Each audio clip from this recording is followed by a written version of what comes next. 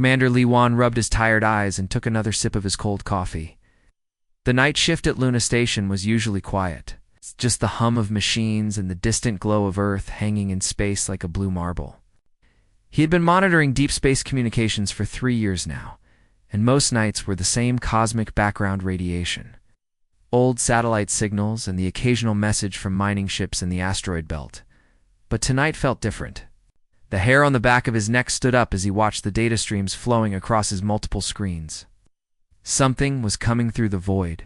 Something that shouldn't be there. "Another boring night in paradise," muttered Lieutenant Park Minho from the station next to him, stretching his arms above his head. Minho was fresh out of the Space Force Academy, still eager and optimistic about finding signs of intelligent alien life. Most of the older officers had given up hope years ago, at exactly 0347 hours. Every alarm in the communications center started screaming. What the hell? Juan jumped from his chair, his coffee mug clattering to the floor. The main display board lit up like a Christmas tree, showing incoming signals from deep space. "Minho, are you seeing this?" "Sir, I'm getting massive interference on all channels." "Wait, ... Minho's fingers danced across his keyboard, trying to isolate the signal. "This isn't from any human ship. Frequency is completely unknown, and the signal pattern is definitely artificial intelligence." Chuan felt his heart hammering. In his chest. After decades of searching the stars, humanity had never found a single sign of alien life. Now something was calling them from the darkness between the stars. "Can you clean it up? Get me something we can understand."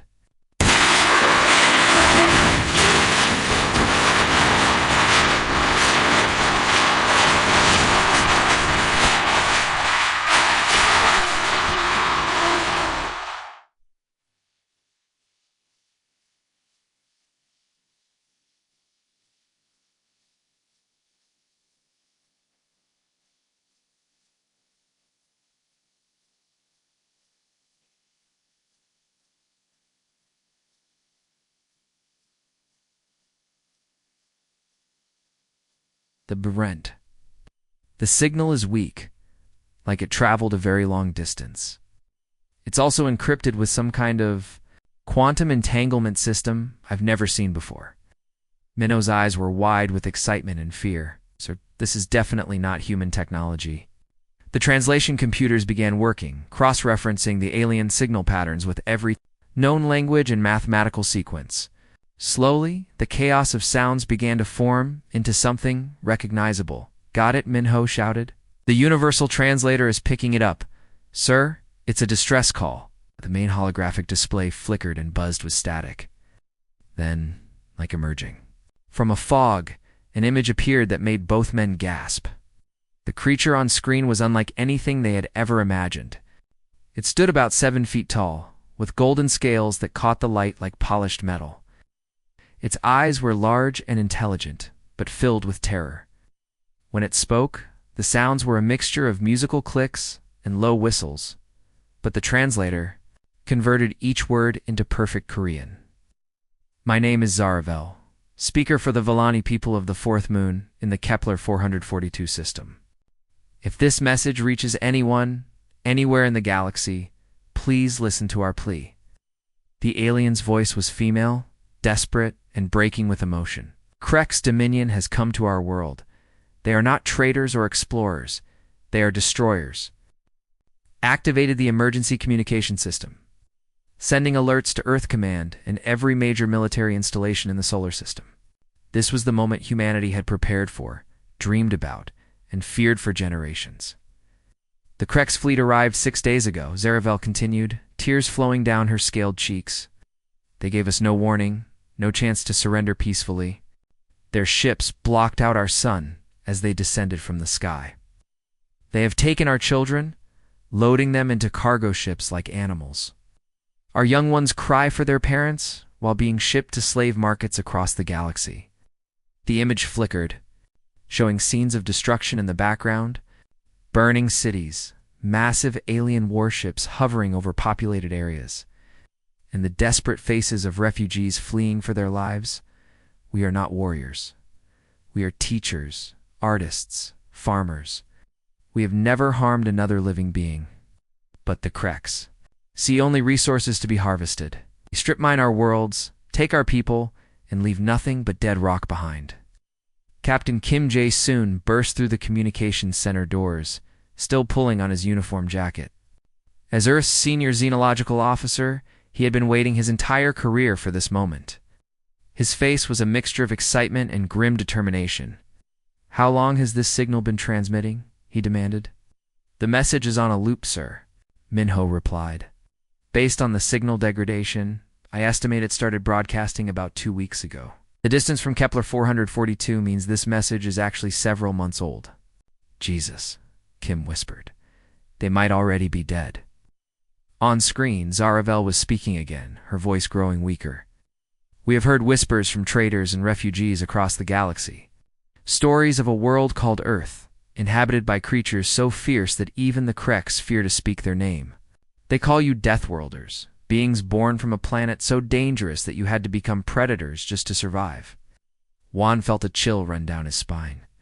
Humanity had always wondered how they would appear to alien eyes. Now he was getting his answer. "If you truly exist, if you can hear this message across the void, please help us. We have nothing to offer except our gratitude and our promise to remember your kindness forever." The Kreks fleet numbers over 600 ships. They have weapons that can crack planets and shields that have never been broken. But perhaps the legends about Earth's warriors are true. The hologram began to fade as the signal weakened. Zaravel's final words were barely audible. "Please, our children are dying. We offer everything we have, everything we are, for just a chance at freedom." The display went dark, leaving the three men staring at empty space. Admiral Cho Seung-min's voice suddenly crackled through the intercom from Earth Command, making them all jump. His tone was cold as space itself. "Gentlemen, I've been monitoring your communications. We've maintained strict neutrality in galactic affairs for 15 years, avoiding any contact with alien species until we were ready."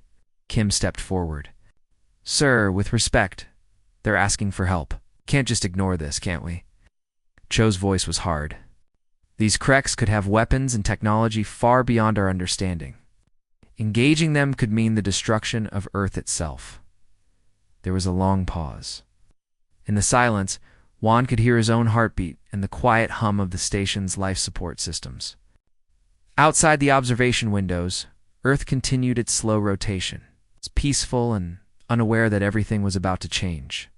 Finally, Admiral Cho spoke again, his voice carrying the weight of command and the fury of justice. "But then again, humanity didn't crawl to the top of Earth's food chain by backing down from bullies. We sure as hell didn't conquer our own death world by letting others pick on the weak." Another pause, then the words that would echo through galactic history: "Prep the Fifth Fleet. Full battle configuration. We launch in 12 hours.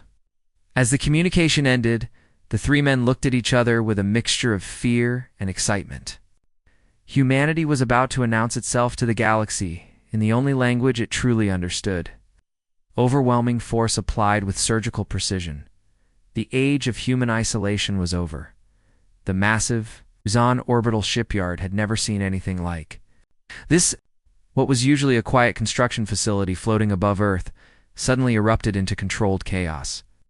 Warning lights flashed red across every level as thousands of workers rushed to prepare humanity's greatest war fleet for immediate deployment. Captain Yoon Dong-wook stepped onto the bridge of the dreadnought Iron Thunder and felt the ship's power humming beneath his feet. At 800 meters long and bristling with enough firepower to level a small moon, the Iron Thunder was humanity's most advanced warship. But right now it was just one piece of a much larger puzzle. "Report," Yoon called out as he settled into his command chair. The bridge around him was a symphony of activity: officers checking weapon systems, engineers monitoring power levels, and communications specialists coordinating with the rest of the fleet. Commander Lee So-young turned from her station, her face serious but excited. "Captain, all primary systems are online. Our railgun batteries are fully charged, and the missile tubes are loaded with our newest tungsten penetrator rounds. The engineering crew reports fusion reactors at maximum efficiency. Through the massive Viewports Yoon could see the rest of the Fifth Fleet taking shape. Destroyers were docking with supply ships, taking on everything from ammunition to medical supplies. The sleek forms of human warships looked like deadly predators preparing for a hunt. "What about our escort squadron?" Yoon asked. "Night Hunter and Blood Eagle all report ready for combat operations, sir. Captain Park on the Steel Rain says his crew is itching for a fight." So-young grinned. "The Night Hunter's stealth systems are fully operational. The Blood Eagle's heavy assault team is locked and loaded." 5 decks below, the Marine Preparation Bay was filled with controlled violence. Sergeant Major Baekite stood before 200 of Earth's finest warriors, and each one of them was a living weapon forged by their homeworld's brutal conditions. "Listen up, you beautiful killers." Bay's voice echoed through the armory. 24 hours ago, most of you had never heard of the Volani. But now we know they're out there, and some alien scumbags called the Kreks are treating them like property. The Marines around him were checking their weapons and armor. These weren't normal human soldiers.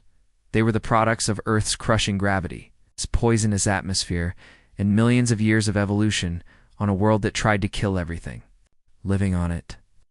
Each Marine could run for hours without getting tired, punch through steel plating with their bare hands, and fight in environments that would instantly kill most alien species. Private Kim Tae-han raised his hand. "Sergeant Major, what do we know about Krek's biology? How do we kill them effectively?" Bay's grin was terrifying. "Intelligence reports say they're big lizard-like creatures, about 9 feet tall, with natural armor plating. They're strong by Galactic standards." He paused for effect. "Of course, Galactic standards don't include Deathworld predators like us. You bastards have been bullying peaceful species for centuries because nobody ever fought back. Time to teach them why you don't mess with Earth's children." The armory was filled with humanity's most advanced military equipment. Plasma rifles that could punch through tank armor, personal shields that could stop incoming artillery, and combat suits that turned each Marine into a one-man army. But the most dangerous weapons in the room were the soldiers themselves.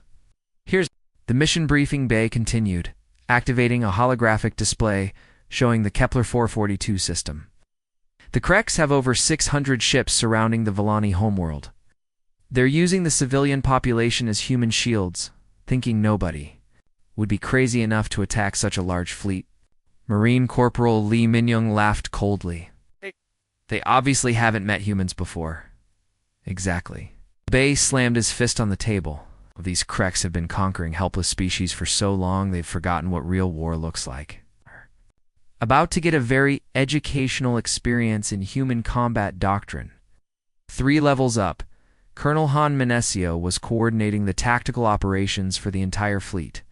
His command center looked like something from a science fiction movie, with holographic displays showing ship positions, weapon loadouts, and enemy intelligence data. "Attention all ship commanders," Han's voice carried across the fleet communication system. "This is our first contact with hostile alien forces, and we need to make an impression that will echo across the galaxy for the next 1,000 years." The tactical display showed the planned attack formation. Human ships would jump out of hyperspace in 3 waves, using their superior speed and maneuverability to divide the Krek's fleet and destroy them piece by piece. "Remember the core principles of human warfare," Han continued. "We hit fast, we hit hard, and we don't give the enemy time to think or regroup. The Kreks expect their enemies to be afraid of their superior numbers. They're about to learn that numbers don't mean much when your opponent is faster, smarter, and angrier than you are." Captain Yoon walked to the observation deck and looked out at the final preparations. Supply ships were detaching from the warships as crews made their final checks. In the distance, he could see Earth hanging in space like a blue jewel, peaceful and beautiful. Soon, that peaceful world would have enemies who knew where to find it. Captain So-young approached him with a datapad. "Final crew reports. We have 4,000 crew members across the fleet, and every single one of them volunteered for this mission.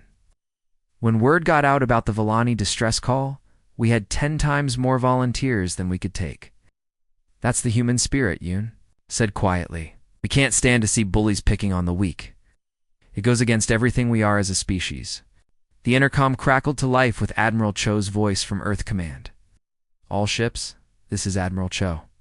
In 30 minutes, we make our first jump to hyperspace. This fleet represents the best of human technology, training, and determination. But more than that, it carries with it the hopes of an entire species that believes in justice." Yoon felt a chill run down his spine. This wasn't just a military mission. It was humanity's introduction to galactic civilization. How they performed in the next few days would determine Earth's place in the galaxy for generations to come. "One more thing," Admiral Cho continued. "Intelligence reports suggest the Kreks have never faced opponents like us. They're used to fighting species that evolved on gentle worlds with low gravity and peaceful environments. They have no idea what's coming for them." The final supply ships detached from the fleet, leaving 23 vessels of pure destruction floating in formation. Each ship was a masterpiece of human engineering, designed not just to fight, but to win decisively against any opponent. "All ships report ready for hyperspace jump," So-young announced. Fleet formation locked and confirmed. Captain Yoon took his position in the command chair and felt the Iron Thunder's engines building power. Around him, his crew prepared for humanity's first interstellar war. "This is it, people," Yoon announced to his ship. "In a few hours, we're going to show the galaxy what happens when you threaten innocent people under human protection. Let's make our homeworld proud." The Fifth Fleet engaged their hyperspace drives simultaneously, and 23 human warships disappeared into the void. Carrying with them the fury of Earth itself, the galaxy was about to meet its new apex predators. Fabric of space itself seemed to tear apart as 23 human warships materialized in the Kepler 442 system.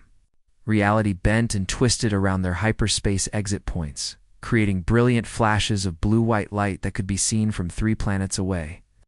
The Fifth Fleet emerged from the void like ancient sea monsters rising from the depths of an ocean. Captain Yoon, Dong-wook, gripped his command chair as the Iron Thunder's massive hull settled into normal space.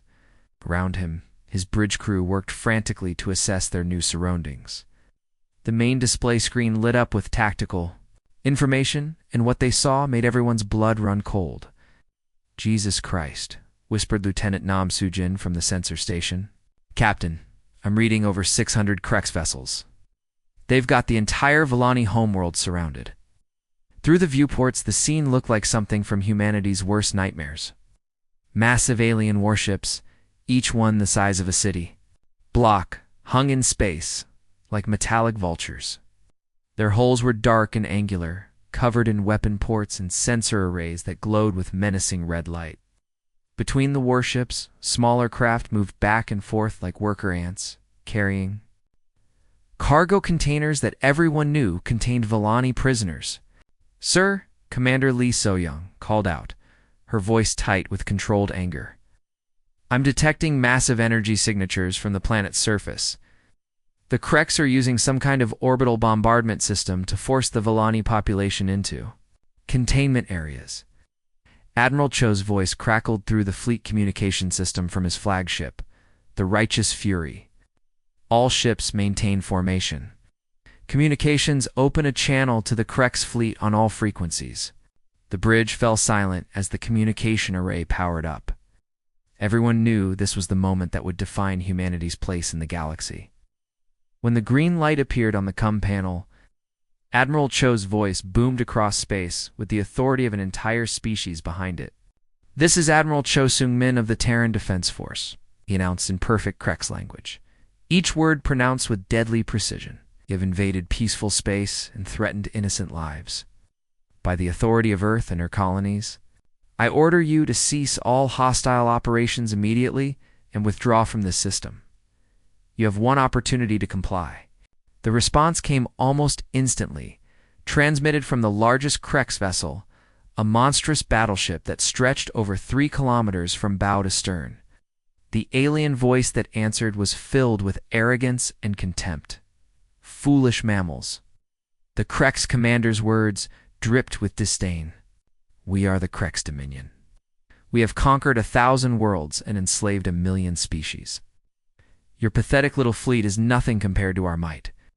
Surrender now, and we might allow some of your kind to serve as slaves." On the Iron Thunders, Bridge Captain Yoon felt his jaw clench with rage. Around him, his crew exchanged looks of deadly determination. These aliens had no idea what they had just challenged. Captain Soyoung said quietly, "Should we show them what human weapons can do?" Yoon's smile was cold as the void of space itself. Soyoung, target their flagship's primary weapons array. Let's give them a little demonstration of Earth engineering. The Iron Thunder's main railgun began to charge, its magnetic coils building up enough energy to power a small city. The weapon was humanity's masterpiece, a magnetic acceleration cannon that could fire tungsten projectiles at a significant fraction of light speed. When it fired, the target wouldn't just be destroyed, it would be atomized. A railgun charged and ready, Captain, reported Weapons Officer Kim Hae-won. Target locked on the Krek's flagship's port weapons cluster. Fire. The Iron Thunder's main gun spoke with the voice of thunder. A flash of brilliant white light erupted from the ship's bow, and a tungsten projectile smaller than a pencil crossed the distance between the fleets in less than 2 seconds. The impact was spectacular. The Krek's flagship, protected by energy shields that had never been breached in 1,000 years of conquest, suddenly found itself dealing with a weapon that ignored energy barriers entirely. The railgun projectile punched through their shields like they didn't exist, and tore through the ship's armor plating like tissue paper, the entire port weapons section of the Krek's battleship simply vanished in a ball of superheated plasma. Secondary explosions rippled through the ship's hull as ammunition stores detonated, lighting up the darkness of space with brilliant orange and red flames. Impossible. The Krek's commander's voice was no longer arrogant. It was filled with shock and fear. No weapon should be able to penetrate our shields. What kind of monsters are you? Admiral Cho's response came calm and measured, but every word carried the weight of Earth's fury. That was a warning shot, Commander. You now have 60 seconds to begin your withdrawal from this system. If you choose to continue threatening innocent lives, you will discover exactly what kind of monsters we can be. The tactical display showed the Krek's fleet beginning to move, but not in retreat. Instead, the alien ships were turning their massive weapon arrays toward the small human fleet. 600 warships against 23, the odds should have been hopeless for the humans. Sir Soyoung reported, the Krek's fleet is powering up their weapons. They're going to attack. Captain Yoon stood up from his command chair and walked to the main viewport. In the distance, he could see the Villani homeworld. A beautiful blue-green planet now scarred by the fires of alien invasion. Somewhere down, their families were being torn apart by creatures who saw intelligent beings as nothing more than property to be sold. All hands. This is the captain, Yoon announced over the ship's intercom. We came here to help people who couldn't help themselves. The enemy has chosen to fight rather than show mercy to their victims. From this moment forward, we are weapons-free. Show these bastards why humanity fought its way to the top of Earth's food chain. Admiral Cho's voice echoed across the entire fleet. All ships, weapons-free. Today we teach the galaxy a lesson that will echo through history. Show them why Earth is called a death world, and why humans are the apex predators of the universe. The space around Kepler 442 erupted into the most violent battle the galaxy had seen in 1,000 years. Human warships outnumbered 25-1. Charged directly into the heart of the Krek's formation, like wolves attacking a herd of sheep. The Iron Thunder's weapons arrays came alive with deadly light as plasma cannons, missile launchers, and railgun batteries opened fire simultaneously. Around them, the other human ships followed suit. Their combined firepower, turning the darkness of space into a deadly light show. The Krek's had expected their enemies to be afraid of their superior numbers.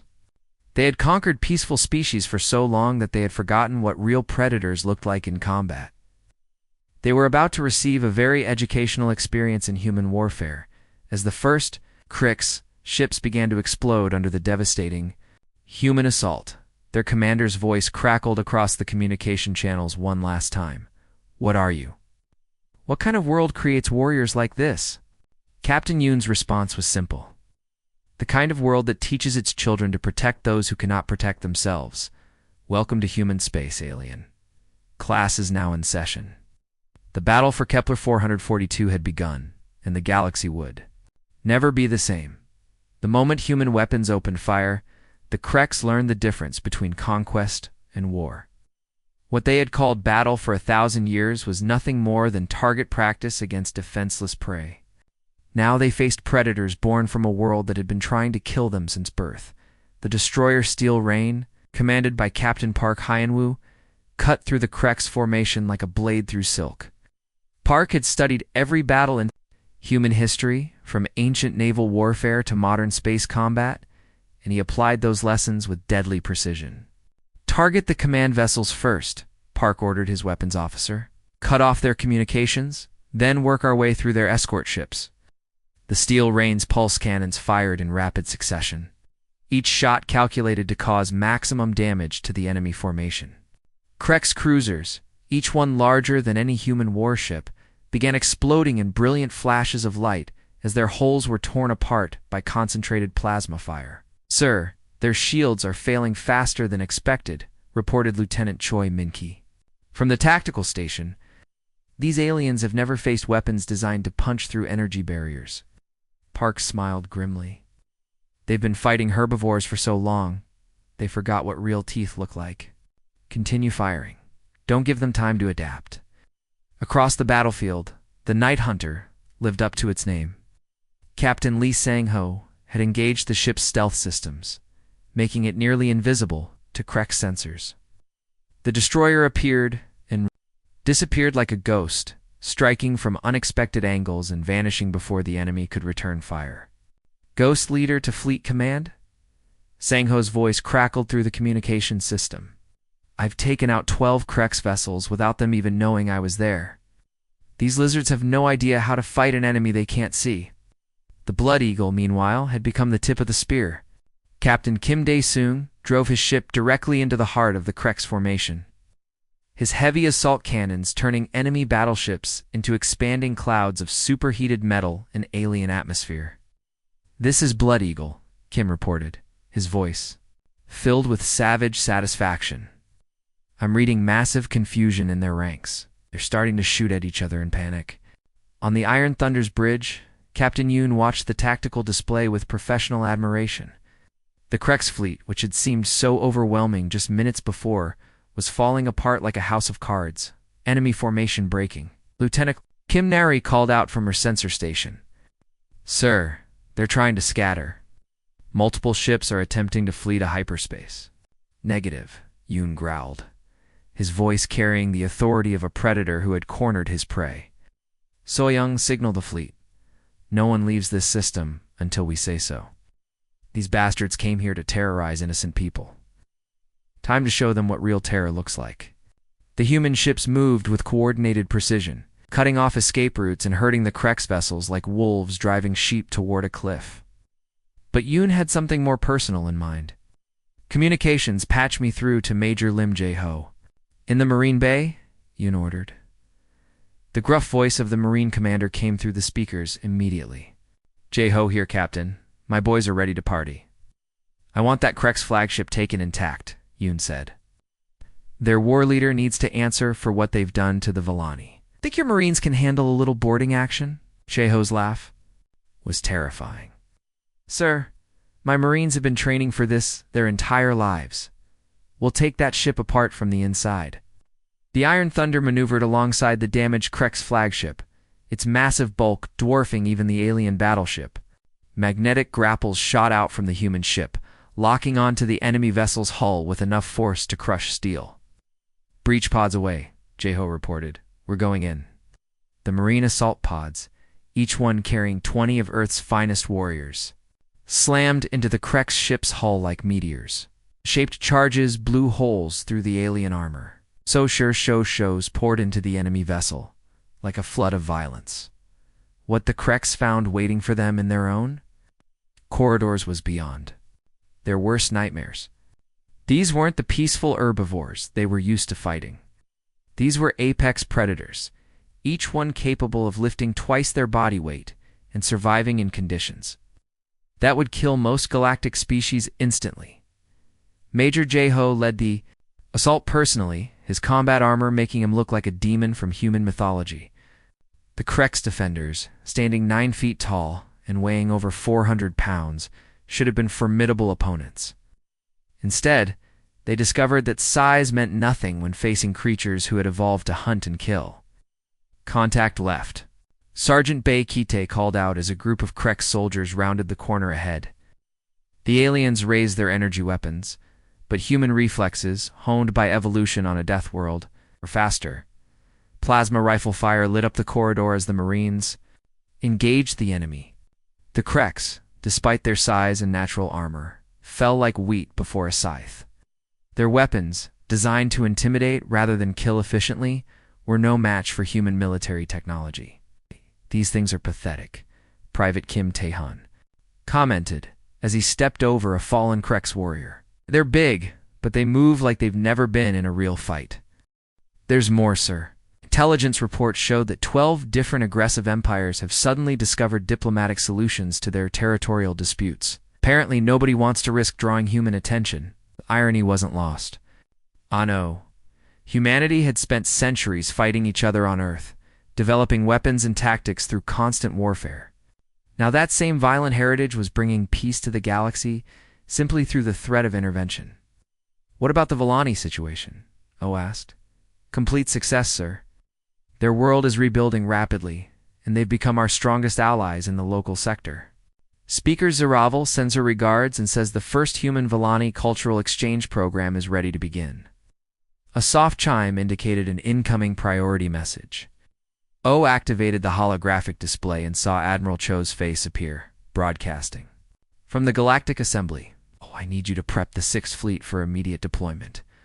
We've received another distress call, this one from the Andromeda approach. A species called the Gentle Shepherds is being attacked by something called the Iron Claw Syndicate." O nodded grimly. "Admiral." "I'll have Captain Yoon and his fleet ready to go within 12 hours. At the Titan shipyards orbiting Saturn, Captain Yoon Dong-wook stood on the bridge of his new flagship, the Thunderstrike. The ship was even more advanced than the Iron Thunder had been, incorporating lessons learned from the Kepler 442 battle. Around him, the 6th Fleet was preparing for deployment, 25 warships filled with humanity's finest warriors. Captain Commander Lee So-young approached him with a tactical briefing. Intelligence reports the Iron Claw Syndicate is a mercenary organization that specializes in planetary raids. They hit agricultural worlds, steal everything of value, and sell the population into slavery. Yoon's jaw tightened. Same old story. Predators picking on herbivores because they think nobody will fight back. "Ready for another rescue mission, Captain?"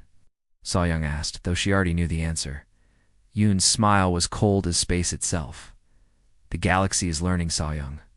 But apparently some species are slow learners. Time for another educational experience. The 6th Fleet engaged their hyperspace drives and disappeared into the void, carrying with them humanity's promise that justice would follow wherever innocent blood was spilled.